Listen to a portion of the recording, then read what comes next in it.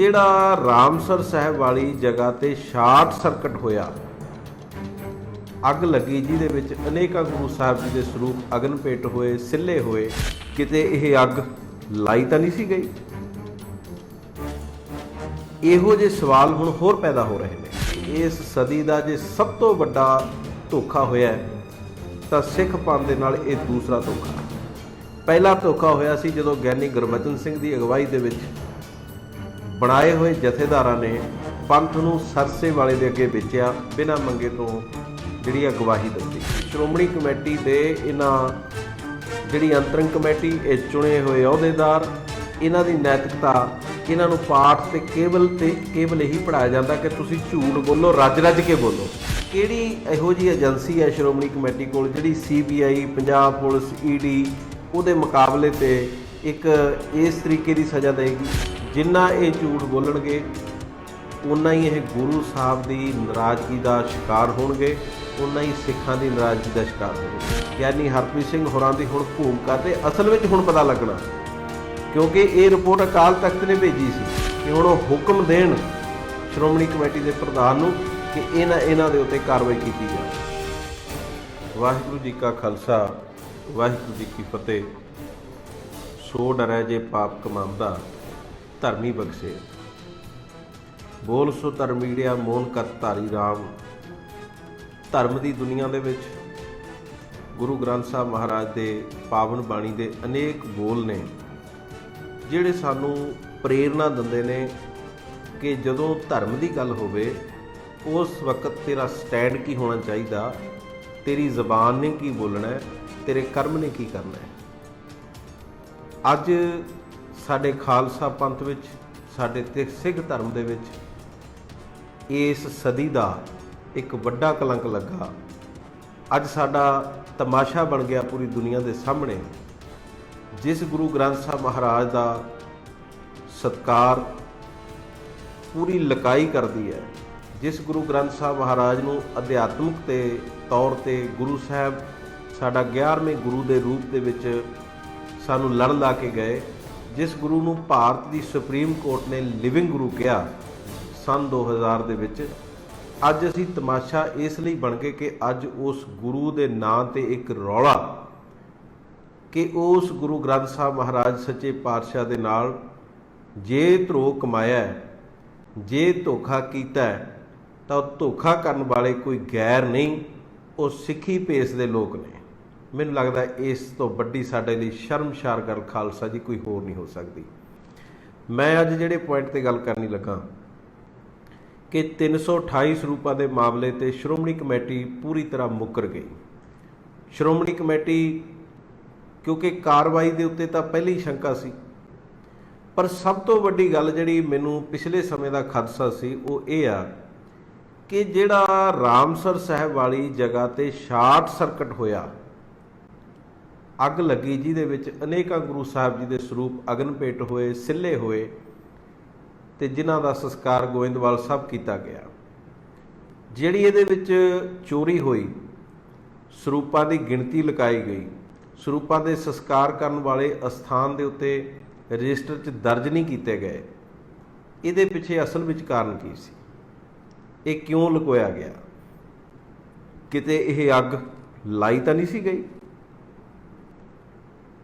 ਇਹੋ ਜਿਹੇ ਸਵਾਲ ਹੁਣ ਹੋਰ ਪੈਦਾ ਹੋ ਰਹੇ ਨੇ। ਸ਼੍ਰੋਮਣੀ ਕਮੇਟੀ, ਮੇਰਾ ਖਿਆਲ ਕਿ ਇਸ ਸਦੀ ਦਾ ਜੇ ਸਭ ਤੋਂ ਵੱਡਾ ਧੋਖਾ ਹੋਇਆ ਤਾਂ ਸਿੱਖ ਪੰਥ ਦੇ ਨਾਲ ਇਹ ਦੂਸਰਾ ਧੋਖਾ। ਪਹਿਲਾ ਧੋਖਾ ਹੋਇਆ ਸੀ ਜਦੋਂ ਗਿਆਨੀ ਗੁਰਬਚਨ ਸਿੰਘ ਦੀ ਅਗਵਾਈ ਦੇ ਵਿੱਚ ਬਣਾਏ ਹੋਏ ਜਥੇਦਾਰਾਂ ਨੇ ਪੰਥ ਨੂੰ ਸਰਸੇ ਵਾਲੇ ਦੇ ਅੱਗੇ ਵੇਚਿਆ, ਬਿਨਾਂ ਮੰਗੇ ਤੋਂ ਜਿਹੜੀ ਅਗਵਾਈ ਦਿੱਤੀ। ਉਸ ਕਿਸਮ ਦਾ ਧੋਖਾ ਅੱਜ ਸ਼੍ਰੋਮਣੀ ਕਮੇਟੀ ਦੇ ਇਸ ਮੌਜੂਦਾ ਨਲਾਇਕ ਪ੍ਰਬੰਧ ਨੇ ਕੀਤੀ। ਮੈਂ ਸਮਝਦਾ ਕਿ ਜੇ ਇਹਨਾਂ ਦੀਆਂ ਥੋੜ੍ਹੀਆਂ ਬਹੁਤੀਆਂ ਵੀ ਜ਼ਮੀਰਾਂ ਜਾਗਦੀਆਂ ਹੁੰਦੀਆਂ, ਜਿਸ ਦਿਨ ਇਹਨਾਂ ਨੇ ਪ੍ਰੈਸ ਕਾਨਫਰੰਸ ਕੀਤੀ ਸੀ, ਤਾਂ ਕਮ ਸੇ ਕਮ ਉਸ ਦਿਨ ਇਹਨਾਂ ਨੂੰ ਅਸਤੀਫੇ ਰੱਖ ਦੇਣੇ ਚਾਹੀਦੇ ਸੀ। ਗੱਲਾਂ ਕਰਦੇ ਨੇ ਇਹ ਲੋਕਾਂ ਦੀਆਂ, ਗੱਲਾਂ ਕਰਦੇ ਨੇ ਦੂਜਿਆਂ ਦੀਆਂ। ਸਭ ਤੋਂ ਪਹਿਲਾਂ ਅਸਤੀਫੇ ਦਿੰਦੇ, ਅਸਤੀਫੇ ਦੇ ਕੇ ਜਾਂਚ ਹੁੰਦੀ, ਇਹ ਹੁੰਦੀ ਹੈ ਨੈਤਿਕਤਾ। ਤੇ ਹੁਣ ਸਾਨੂੰ ਨੈਤਿਕਤਾ ਦਾ ਪਾਠ ਪੜ੍ਹਾ ਰਹੇ ਨੇ, ਨੈਤਿਕਤਾ ਦੀ ਪਰਿਭਾਸ਼ਾ ਦੱਸ ਰਹੇ ਨੇ ਝੂਠ ਬੋਲ ਕੇ। ਅੱਜ ਪੂਰੇ ਸਿੱਖ ਪੰਥ ਨੂੰ ਇਹ ਸਮਝ ਆ ਗਈ ਕਿ ਸ਼੍ਰੋਮਣੀ ਕਮੇਟੀ ਦੇ ਇਹਨਾਂ ਜਿਹੜੀ ਅੰਤਰੰਗ ਕਮੇਟੀ, ਇਹ ਚੁਣੇ ਹੋਏ ਅਹੁਦੇਦਾਰ, ਇਹਨਾਂ ਦੀ ਨੈਤਿਕਤਾ, ਇਹਨਾਂ ਨੂੰ ਪਾਠ ਤੇ ਕੇਵਲ ਇਹੀ ਪੜ੍ਹਾਇਆ ਜਾਂਦਾ ਕਿ ਤੁਸੀਂ ਝੂਠ ਬੋਲੋ, ਰੱਜ ਰੱਜ ਕੇ ਬੋਲੋ।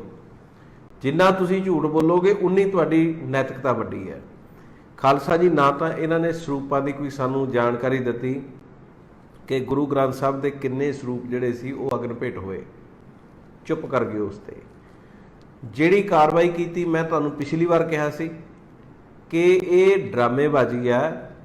ਇਹ ਕੋਰਟਾਂ ਦੇ ਵਿੱਚ ਉਹਨਾਂ ਨੂੰ ਵਕੀਲ ਦੇਣਗੇ, ਕੋਰਟਾਂ ਦੇ ਵਿੱਚ ਕਮਜ਼ੋਰ ਵਕੀਲ ਆਪਣੇ ਵੱਲੋਂ ਦੇਣਗੇ ਤੇ ਉਹਨਾਂ ਨੂੰ ਬਾ ਇੱਜ਼ਤ ਇਹ ਬਰੀ ਕਰਾ ਕੇ ਮੁੜ ਕੇ ਉਹਨਾਂ ਨੂੰ ਤਰੱਕੀਆਂ ਵੀ ਦੇਣਗੇ, ਇਨਸੈਂਟਿਵ ਵੀ ਦੇਣਗੇ, ਉੱਚੇ ਉੱਚੇ ਅਹੁਦੇ ਦੇਣਗੇ। ਇਹ ਪਿਛਲਾ ਰਿਕਾਰਡ ਬੋਲਦਾ। ਦੂਜੀ ਗੱਲ ਕਿੱਡੀ ਹਾਸੋਹੀਣੀ ਹੈ ਕਿ ਸ਼੍ਰੋਮਣੀ ਕਮੇਟੀ ਦੇ ਪ੍ਰਧਾਨ ਵੱਲੋਂ ਇਹ ਕਿਹਾ ਜਾਣਾ ਕਿ ਸ਼੍ਰੋਮਣੀ ਕਮੇਟੀ ਖੁਦ ਹੀ ਇੰਨੀ ਸਮਰੱਥ ਹੈ ਕਿ ਜਿਹੜੀ ਆਪਣੇ ਸਜ਼ਾ ਦੇਊਗੀ। ਤੇ ਕਿਹੜੀ ਇਹੋ ਜਿਹੀ ਏਜੰਸੀ ਹੈ ਸ਼੍ਰੋਮਣੀ ਕਮੇਟੀ ਕੋਲ ਜਿਹੜੀ CBI, ਪੰਜਾਬ ਪੁਲਿਸ, ED ਉਹਦੇ ਮੁਕਾਬਲੇ ਤੇ ਇੱਕ ਇਸ ਤਰੀਕੇ ਦੀ ਸਜ਼ਾ ਦੇਗੀ? ਦੇਖੋ, ਕਾਨੂੰਨਨ ਤੌਰ ਤੇ ਬਹੁਤ ਵੱਡਾ ਅਫੈਂਸ ਹੋਇਆ ਹੈ। ਜਦੋਂ ਕਾਨੂੰਨ ਕਹਿੰਦਾ ਕਿ ਗੁਰੂ ਗ੍ਰੰਥ ਸਾਹਿਬ ਮਹਾਰਾਜ ਸੱਚੇ ਪਾਤਸ਼ਾਹ ਲਿਵਿੰਗ ਗੁਰੂ ਨੇ, ਤੇ ਉਸ ਗੁਰੂ ਨੂੰ ਜਿਹੜਾ ਹੈ ਗਾਇਬ ਕਰ ਦਿੱਤਾ, ਲੁਕੋ ਦਿੱਤਾ, ਵੇਚ ਦਿੱਤਾ, ਕਿਸੇ ਨੂੰ ਦੇ ਦਿੱਤਾ। ਇਹ ਕਿੰਨੀਆਂ ਗੱਲਾਂ ਵਿੱਚੋਂ ਕੁਝ ਵੀ ਹੋ ਸਕਦਾ, ਕਿਉਂਕਿ ਬਿਨਾਂ ਸਬੂਤ ਤੋਂ ਤਾਂ ਆਪਾਂ ਕੁਝ ਕਹਿ ਨਹੀਂ ਸਕਦੇ ਵੀ ਬਕਾਇਦਾ ਆਹ ਕੀਤਾ, ਕਿਸੇ ਨੂੰ ਡੇਰੇ ਨੂੰ ਦੇਤੇ, ਕਿਸੇ ਦੇ ਘਰ ਵਿੱਚ ਦੇਤੇ, ਕਿਤੇ ਦੇਤੇ, ਪਰ ਦਿੱਤੇ। ਇਸ ਲਈ ਉਹਦੇ ਤੇ ਮੁਕੱਦਮਾ ਉਹ ਦਰਜ ਹੋਣਾ ਚਾਹੀਦਾ ਜਿਹੜਾ ਕਾਨੂੰਨ ਦੇ ਮੁਤਾਬਕ ਇੱਕ ਲਿਵਿੰਗ ਗੁਰੂ ਦਾ ਜਿਹੜਾ ਦਰਜਾ ਹੈ ਗੁਰੂ ਗ੍ਰੰਥ ਸਾਹਿਬ ਮਹਾਰਾਜ ਨੂੰ, ਜਿਹੜੀ ਧਾਰਾ ਕਾਨੂੰਨ ਜਿਹੜੀ ਲੱਗਦੀ ਹੈ ਉੱਥੇ ਗੈਪ ਕਰਨ ਦੀ, ਉੱਥੇ ਫਰਾਡ ਦੀ ਧਾਰਾ ਲੱਗਦੀ। ਅਜਿਹਾ ਕੁਝ ਨਹੀਂ ਹੋਇਆ।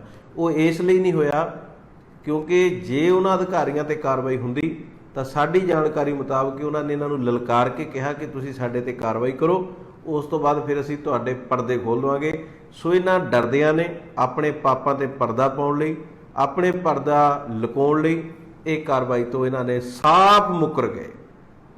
ਔਰ ਹੈਰਾਨੀ ਦੀ ਗੱਲ ਇਹ ਆ, ਪਹਿਲੀ ਮੀਟਿੰਗ ਵਿੱਚ ਕਹਿੰਦੇ ਅਸੀਂ ਕਾਰਵਾਈ ਕਰਾਂਗੇ, ਦੂਜੀ ਮੀਟਿੰਗ ਦੇ ਵਿੱਚ ਕਹਿੰਦੇ ਅਸੀਂ ਖੁਦ ਹੀ ਸਮਰੱਥ ਹੈ। ਤੇ ਸਾਨੂੰ ਹੁਣ ਇਹ ਦੱਸਣ ਕਿ ਸਮਰੱਥਾ ਕਿੱਥੋਂ ਆ ਗਈ। ਔਰ ਸਭ ਤੋਂ ਵੱਡਾ ਫਰਾਡ ਗੱਲੀ ਨਿਬੇੜ ਦਿੱਤੀ ਕਿ 328 ਸਰੂਪ ਕਿਤੇ ਨਹੀਂ ਗਏ, ਸਰੂਪ ਇੱਥੇ ਨੇ, ਲੇਜ਼ਰਾਂ ਦੇ ਵਿੱਚ ਹੇਰ-ਫੇਰ ਹੋ ਗਈ। ਇਹੀ ਗੱਲ ਜਥੇਦਾਰ ਭਾਈ ਰਣਜੀਤ ਸਿੰਘ ਜੀ ਨੇ 2 ਮਹੀਨੇ ਪਹਿਲਾਂ ਕਹਿਤੀ ਸੀ ਜਦੋਂ ਜਾਂਚ ਸ਼ੁਰੂ ਹੋਈ ਕਿ ਇਹਦੇ ਵਿੱਚ ਹੋਣਾ ਕੁਝ ਨਹੀਂ। ਅਖੀਰ ਨੂੰ ਇਹ ਗੱਲ ਇਹ ਕਮੇਟੀ ਨੇ ਕਹਿਣੀ ਆ ਕਿ ਲੇਜ਼ਰਾਂ ਦੀ ਹੇਰ-ਫੇਰ ਹੈ, ਗੁਰੂ ਗ੍ਰੰਥ ਸਾਹਿਬ ਦੇ ਸਰੂਪ ਇੱਥੇ ਮੌਜੂਦ ਨੇ। ਇਹ ਝੂਠ ਤੇ ਝੂਠ ਬੋਲ ਰਹੇ ਨੇ। ਮੈਨੂੰ ਇਹ ਲੱਗਦਾ ਕਿ ਜਿੰਨਾ ਇਹ ਝੂਠ ਬੋਲਣਗੇ ਉਨਾ ਹੀ ਇਹ ਗੁਰੂ ਸਾਹਿਬ ਦੀ ਨਾਰਾਜ਼ਗੀ ਦਾ ਸ਼ਿਕਾਰ ਹੋਣਗੇ, ਉਨਾ ਹੀ ਸਿੱਖਾਂ ਦੀ ਨਾਰਾਜ਼ਗੀ ਦਾ ਸ਼ਿਕਾਰ ਹੋਣਗੇ। ਸੋ ਹੁਣ ਪਰਖ ਦੀ ਘੜੀ ਹੈ। ਸੋ ਖਾਲਸਾ ਜੀ, ਮੈਂ ਇਹੀ ਬੇਨਤੀ ਕਰ ਸਕਦਾ ਤੁਹਾਨੂੰ ਕਿ ਆਪਣੇ ਪੱਧਰ ਤੇ ਆਪਾਂ ਯਤਨ ਜਿਹੜੇ ਜਾਰੀ ਰੱਖਣੇ ਨੇ। ਅਸੀਂ ਜਾਬਤੇ ਵਿੱਚ ਰਹਿ ਕੇ ਆਵਾਜ਼ ਬੁਲੰਦ ਕਰਨੀ ਹੈ, ਇਹਨਾਂ ਤੋਂ ਹਿਸਾਬ ਮੰਗਣਾ ਹੈ, ਸਦਾ ਮੰਗਦੇ ਰਹਿਣਾ ਹੈ। ਜੇ ਕਾਨੂੰਨੀ ਕਾਰਵਾਈ ਤੇ ਜਿੱਥੇ ਲੋੜ ਪਈ ਤੇ ਅਸੀਂ ਕਾਨੂੰਨੀ ਕਾਰਵਾਈ ਕਰਨ ਲਈ ਵੀ ਤਿਆਰ ਹਾਂ ਤੇ ਉਹ ਵੀ ਕਰਾਂਗੇ, ਉਹ ਵੀ ਰਾਹ ਫੜਾਂਗੇ, ਕਿਉਂਕਿ ਗੁਰੂ ਗ੍ਰੰਥ ਸਾਹਿਬ ਮਹਾਰਾਜ ਸੱਚੇ ਪਾਤਸ਼ਾਹ ਦਾ ਮਸਲਾ। ਤੇ ਜੇ ਦੇਖੋ ਕਿੱਡੀ ਹਾਸੋਹੀਣੀ ਗੱਲ ਆ ਕਿ ਜੇ ਲੇਜ਼ਰ ਬੁੱਕਾਂ ਦੀ ਹੇਰ ਫੇਰ ਸੀ ਫਿਰ ਤੁਸੀਂ ਪਹਿਲੇ ਦਿਨ ਕਹਿੰਦੇ। ਇਹ 2 ਮਸਲੇ ਨੇ। ਇੱਕ ਤਾਂ ਹੈ ਗੁਰੂ ਗ੍ਰੰਥ ਸਾਹਿਬ ਦੇ ਸਰੂਪ ਜਿਹੜੇ ਅਲੋਪ ਹੋ ਗਏ, ਇੱਕ ਮਸਲਾ ਹੈ ਜਿਹੜੇ ਸ਼ਾਰਟ ਸਰਕਟ ਹੋਏ।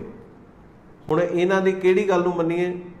ਇਹ ਸ਼ਾਰਟ ਸਰਕਟ ਨੂੰ ਵੀ ਮੁੱਕਰ ਰਹੇ ਨੇ, ਉਹਦੀ ਵੀ ਗੱਲ ਨਹੀਂ ਕਰ ਰਹੇ, ਤੇ ਦੂਸਰੇ ਪਾਸੇ ਇਹ ਉਹ ਤੋਂ ਵੀ ਭੱਜ ਗਏ ਕਿ ਸਰੂਪ ਕਿਤੇ ਗਏ ਨਹੀਂ। ਮੈਂ ਉਮੀਦ ਕਰਦਾ ਵੱਡੇ ਵੱਡੇ ਬਿਆਨ ਦੇ ਕੇ ਇੱਕ ਆਪਣਾ ਚੰਗਾ ਟਰੈਕ ਰਿਕਾਰਡ ਬਣਾਉਣ ਵਾਲੇ ਗਿਆਨੀ ਹਰਪ੍ਰੀਤ ਸਿੰਘ ਹੋਰਾਂ ਦੀ ਹੁਣ ਭੂਮਿਕਾ ਤੇ ਅਸਲ ਵਿੱਚ ਹੁਣ ਪਤਾ ਲੱਗਣਾ, ਕਿਉਂਕਿ ਇਹ ਰਿਪੋਰਟ ਅਕਾਲ ਤਖਤ ਨੇ ਭੇਜੀ ਸੀ। ਉਹਨਾਂ ਨੇ ਕਹਿ ਕੇ ਭੇਜਿਆ ਸੀ ਫੌਜਦਾਰੀ ਮੁਕੱਦਮੇ ਕਰਾਓ, ਤੇ ਜੇ ਹੁਣ ਉਹਨਾਂ ਦੇ ਵਿੱਚ ਇਹ ਤਾਕਤ ਹੈ, ਸਮਰੱਥ ਹੈ, ਜਿੱਡੇ ਜਿੱਡੇ ਉਹਨਾਂ ਨੇ ਬਿਆਨ ਦਿੰਦੇ, ਤਾਂ ਅਸੀਂ ਉਮੀਦ ਕਰਾਂਗੇ ਕਿ ਹੁਣ ਉਹ ਹੁਕਮ ਦੇਣ ਸ਼੍ਰੋਮਣੀ ਕਮੇਟੀ ਦੇ ਪ੍ਰਧਾਨ ਨੂੰ ਕਿ ਇਹਨਾਂ ਦੇ ਉੱਤੇ ਕਾਰਵਾਈ ਕੀਤੀ ਜਾਵੇ। ਔਰ ਇਹਦੇ ਵਿੱਚ ਬੜੀ ਵੱਡੀ ਇੱਕ ਪੋਲਿਟਿਕਸ ਵੀ ਹੋ ਰਹੀ ਹੈ, ਤੇ ਕੁਝ ਲੋਕ ਜਿਨ੍ਹਾਂ ਨੇ ਨਵੰਬਰ ਦੀ ਚੋਣ ਆ ਰਹੀ ਹੈ, ਜਿਨ੍ਹਾਂ ਨੂੰ ਉਮੀਦ ਹੈ ਕਿ ਅਸੀਂ ਅੱਗੇ ਵਧਣਾ ਹੈ, ਉਹਨਾਂ ਵੱਲੋਂ ਵੀ ਇਹਦੇ ਵਿੱਚ ਇੱਕ ਇਹੋ ਜਿਹੀ ਪਲਾਂਟਡ ਗੇਮ ਚਲਾਈ ਜਾ ਰਹੀ ਹੈ ਕਿ ਸਾਰੇ ਇਸ ਪਾਪ ਦਾ ਘੜਾ ਮੌਜੂਦਾ ਪ੍ਰਧਾਨ ਦੇ ਸਿਰ ਤੇ ਭੰਨ ਕੇ, ਤਾਂ ਕਿ ਫਿਰ ਉਹ ਬੰਦੇ ਜਿਹੜਾ ਇੱਕ ਪਰਿਵਾਰ ਦੀ ਸ਼ਾਬਾਸ਼ ਲੈ ਕੇ ਕਿ ਦੇਖੋ ਜੀ ਅਸੀਂ ਸਾਰਾ ਕੁਝ ਜਿਹੜਾ ਮੂਹਰੇ ਲਾ ਕੇ ਠੀਕ ਕਰ ਦਿੱਤਾ, ਕਿ ਅਗਲਾ ਸਿਹਰਾ ਜਿਹੜਾ ਹੈ ਉਹਨਾਂ ਦੇ ਗਲ 'ਚ ਪੈ ਜਾਵੇ। ਇਹ ਵੀ ਸਾਨੂੰ ਪਤਾ ਲੱਗਿਆ ਕਿ ਇਹ ਗੇਮਾਂ ਇੱਥੇ ਚੱਲ ਰਹੀਆਂ ਨੇ। ਗੁਰੂ ਗ੍ਰੰਥ ਸਾਹਿਬ ਦੇ ਨਾਂ 'ਤੇ ਇਹ ਸਿਆਸਤਾਂ ਕਰਨ ਵਾਲੇ, ਗੁਰੂ ਗ੍ਰੰਥ ਸਾਹਿਬ ਦੇ ਨਾਂ 'ਤੇ ਲੋਕਾਂ ਨੂੰ ਮੂਰਖ ਬਣਾਉਣ ਵਾਲੇ। ਤੇ ਅੱਜ ਸਾਰਾ ਸਿੱਖ ਪੰਥ ਇਹਨਾਂ ਤੋਂ ਇੱਕ ਗੱਲ ਪੁੱਛਦਾ ਕਿ ਜੇ ਤੁਹਾਡੇ ਵਿੱਚ ਇੰਨੀ ਸਮਰੱਥਾ ਆ ਗਈ ਤੇ ਫਿਰ ਜਿੱਦਣ ਬਰਗਾੜੀ ਦੇ ਵਿੱਚ ਸਿੱਖਾਂ ਤੇ ਜਨਰਲ ਡਾਇਰ ਦੀ ਤਰ੍ਹਾਂ ਗੋਲੀਆਂ ਚਲਾਈਆਂ ਸੀ ਤੁਹਾਡੀ ਅਕਾਲੀ ਸਰਕਾਰ ਨੇ, ਤੁਹਾਡੇ ਅਕਾਲੀ ਮੁੱਖ ਮੰਤਰੀ ਨੇ, ਉਦੋਂ ਤੁਹਾਡੀ ਸਮਰੱਥਾ ਕਿੱਥੇ ਗਈ ਸੀ? ਉਦੋਂ ਸ਼੍ਰੋਮਣੀ ਕਮੇਟੀ ਕਿਉਂ ਚੁੱਪ ਕਰਕੇ ਬੈਠ ਗਈ ਸੀ? ਉਦੋਂ ਸ਼੍ਰੋਮਣੀ ਕਮੇਟੀ ਕਿਉਂ ਨਹੀਂ ਬੋਲੀ? ਉਦੋਂ ਤੁਸੀਂ 95 ਲੱਖ ਦੇ ਇਸ਼ਤਿਹਾਰ ਦੇ ਕੇ ਰਾਮ ਰਹੀਮ ਦੇ ਹੱਕ ਦੇ ਵਿੱਚ ਖੜੇ ਤੇ ਜਸਟੀਫਾਈ ਕੀਤਾ, ਤੇ ਜਿਹੜਾ ਮੁੜ ਕੇ ਉਹੀ ਫੈਸਲਾ ਜਿਹੜਾ ਜਥੇਦਾਰਾਂ ਨੇ ਵਾਪਸ ਲੈ ਲਿਆ। ਸੋ ਇਹ ਸਾਰਾ ਪ੍ਰਸੰਗ ਜਿਹੜਾ ਸਾਡੇ ਸਾਹਮਣੇ ਆਇਆ। ਸੋ ਮੈਂ ਇਸ ਗੱਲ ਦੇ ਵਿੱਚ ਫਿਰ ਅਖੀਰ ਦੇ ਵਿੱਚ ਗੱਲ ਸਮਾਪਤ ਕਰਦਾ ਹੋਇਆ ਤੁਹਾਨੂੰ ਇਹੀ ਗੱਲ ਕਹਿਣੀ ਚਾਹੁੰਦਾ ਕਿ ਇਹ ਮਸਲਾ ਜਿਹੜਾ ਇਹ ਸ਼੍ਰੋਮਣੀ ਕਮੇਟੀ ਨੂੰ ਜਾਂ ਇਸ ਕਮੇਟੀ ਦੇ ਉੱਤੇ ਕਾਬਜ਼ ਜਿਹੜਾ ਇੱਕ ਪਰਿਵਾਰ ਹੈ ਜਾਂ ਉਸ ਪਰਿਵਾਰ ਦੇ ਜਿਹੜੇ ਲੀਡਰ ਅੱਗੇ ਥਾਪੇ ਹੋਏ ਨੇ ਉਹਨਾਂ ਨੂੰ ਭੁਲੇਖਾ ਹੋ ਸਕਦਾ ਕਿ ਇਸ ਕੌਮ ਨੂੰ ਤੁਸੀਂ ਮੂਰਖ ਬਣਾ ਲਓਗੇ।